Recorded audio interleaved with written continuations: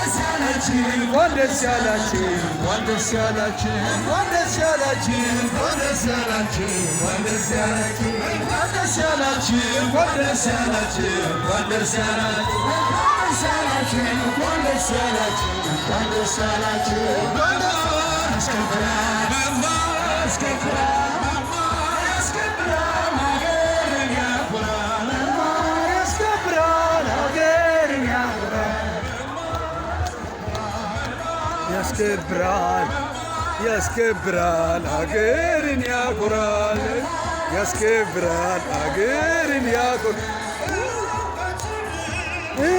ዘጠኝ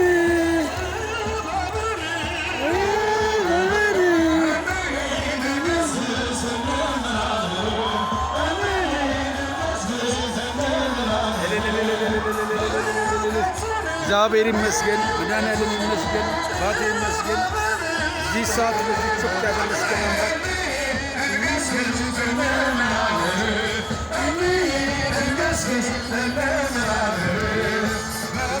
ያስከብራል ያስከብራል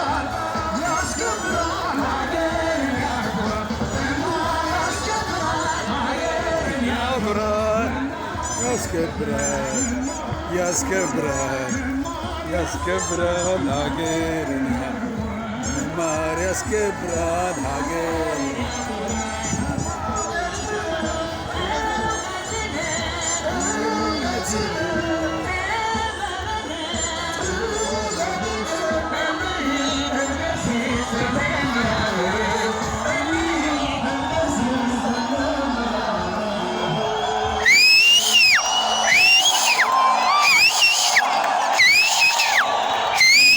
እግዚአብሔር ይመስገን እግዚአብሔር ይመስገን መድኃኒዓለም ይመስገን አባቴ ይመስገን።